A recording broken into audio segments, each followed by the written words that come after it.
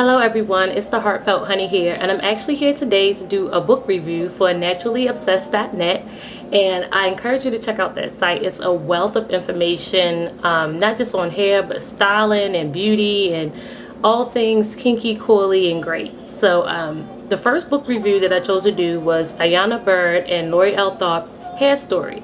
And it's not the oldest hair book out, but it is one of the more informative ones. And so while I'll be doing a bunch of reviews on a bunch of different books, I definitely want to start with this one. And it basically is the story of African hair throughout the diaspora, and especially in the Americas. And what I did was I pulled out 5 different topics from the book, well, 6 different topics from the book that I thought would be really interesting, and just pull some quotes from those different topics to share with you. Here are the topics. There's going to be the African American hair care industry, which discusses all the different African American hair care lines made by African Americans and the products that they came out with and how it's related to Soul Train. It's really good information.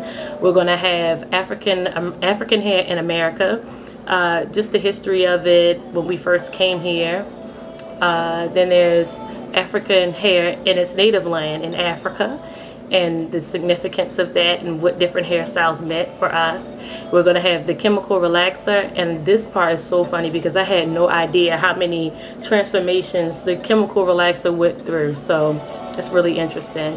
And then we have African American hair goes to court, which highlights specific cases that made it illegal for our hair to be discriminated against in the workplace and all the groundbreaking things that went on. So let's get right into it. Okay, everybody, so let's start right from the beginning with African hair in its native land, Africa. The first quote that I want to share with you all is, hairstyles have been used to indicate a person's marital status, age, religion, ethnic identity, wealth, and rank within the community within Africa. And it also, in some cultures, a person's surname could be ascertained by simply examining their hair.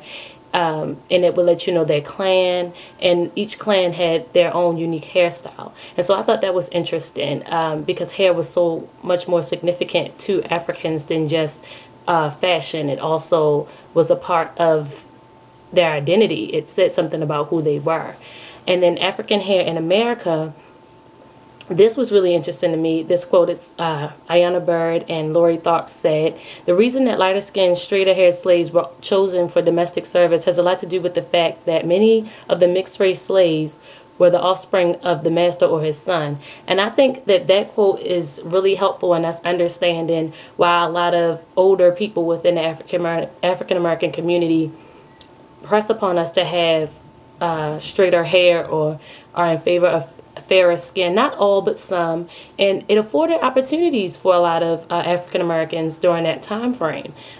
During Reconstruction and during slavery, you can kind of get better job opportunities and things based on how closely you resembled white people or Caucasian people. And so it was kind of something that really helped black people during that time, but we don't live in that time anymore. We can move past those prejudices.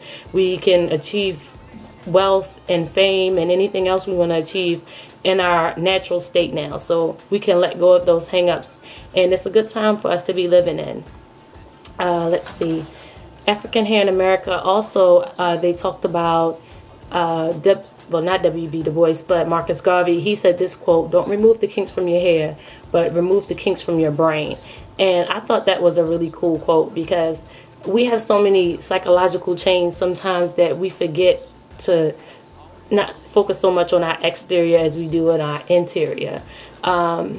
Let's see. Another quote that I thought was interesting was about the little rascals and images in the media for African Americans after slavery, Reconstruction, and during that time frame, and how the Little Rascals was kind of a throwback to coons and sambos of the 1920s Harlem Renaissance type era, where they would paint their face black and dance for white people or Caucasian people for entertainment.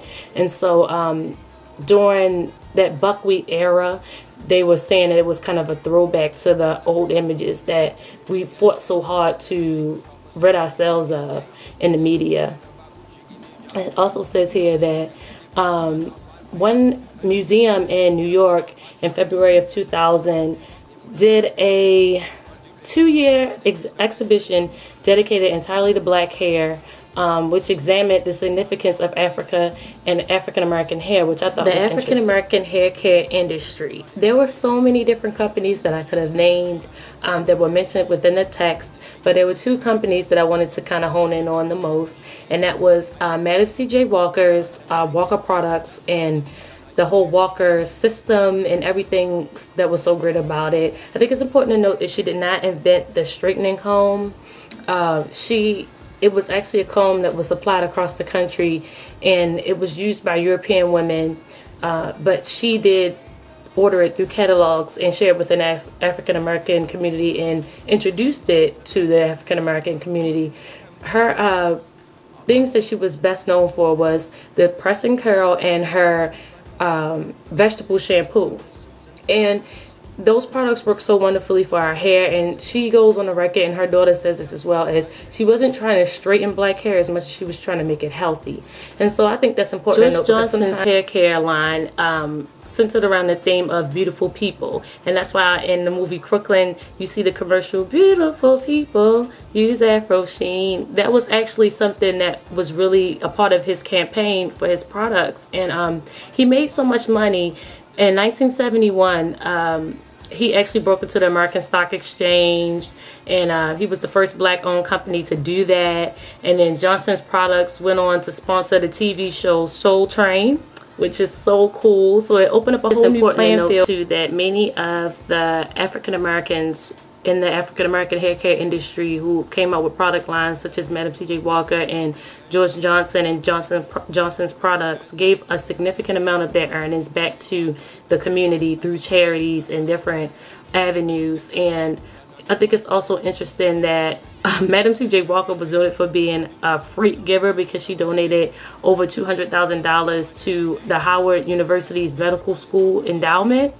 And that was really comforting for me to hear, because it's always like relaxer. This is the really juicy kind of part of the video, because it's interesting to note that the first permanent or product that was kind of made to straighten African American hair was actually for black men, and it was called KKK Knocks Kinks Crazy, and it was made by 2 black men, Peg Leg Bates and Mr. Rowe. They owned a salon in Los Angeles, and they used it to achieve the conch hairstyle. And the conch hairstyle was, if you are familiar with the Malcolm X movie, it's the hairstyle he was trying to achieve when he like burnt his scalp really bad and went and stuck his head in the toilet. It's that hairstyle. So that was the first chemical that was kind of used to straighten black hair. A lot of different companies came out with relaxers for black hair. It evolved over time. Lustra Silk was a white-owned company that came out with their permanent in 1947. Even though it was a chemical, it still required a straightening comb to get the hair to the desired level of straightness that a lot of African Americans were going for. There was the California curl. It's basically the Jerry curl. The parent to the Jerry curl was created by Willie Lee Merrow, and he was the author of several books on black hair, and he even designed a particular pick to use for afros. But he came out with that California curl, and it took off and later became the Jerry curl that so many people, you know, coming to America solo and all that. So yeah. And then there were actually like Rasta Parms, and this still exists, where like Asians and Caucasians can go and get a Rasta Parm in different New York and California hair salons that will actually lock their hair. I thought that was interesting to note. And then during the Afro time, during the 60s, 70s when Afros were in, there were kink up, knot up kits for black hair that you can use to actually make your hair kinkier. If you had looser texture hair, you wanted to achieve a Afro look, you can use those products as well. So there's been a lot of different chemical relaxers for either to straighten your hair or make your hair kinkier. And as I was speaking about the Rasta Parm, I neglected to mention that Rastas did not invent dreadlocks. They adopted the look from Kenyan soldiers, but the style dates back to the 5th century when, and I'm not sure if I'm pronouncing this correctly, but Bahatowi priests of the Ethiopian Coptic Church locked their hair. The Sedhus Sadhus, I'm not sure if I'm pronouncing that right either, a nomadic group of Hindu holy men, have worn their hair in this way since the pre-Christian centuries as a symbol of a covenant between themselves and Shiva, the god of destruction and regeneration.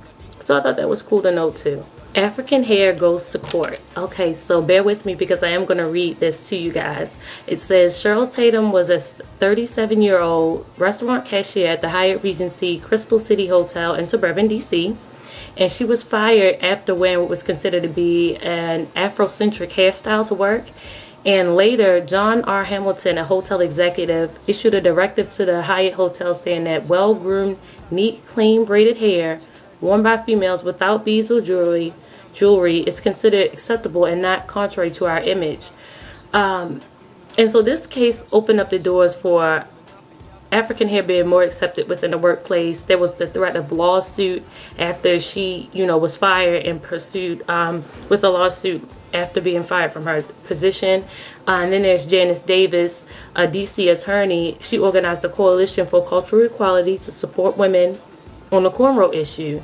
Jesse Jackson also got behind this initiative with Operation Push, and he stayed on the Hyatt chain and made sure that our hair was accepted, and it wasn't just something that they were saying, but they put action behind it and supported their employees who chose to wear their hair in their natural state. So in conclusion, Hair Story covered a variety of social and economical issues revolving and centering on African hair across the diaspora, and it was a really enlightening read. It was interesting, and there was a lot of funny little anecdotes about different things, and I was just excited to share the information with you all. I do encourage you to go out and pick up the book if you have the spare time. It's on Amazon. It's in your Barnes & Nobles. It's in all your different bookstores. So definitely go out and pick it up. I hope you enjoyed this video. If you have any questions, feel free to comment.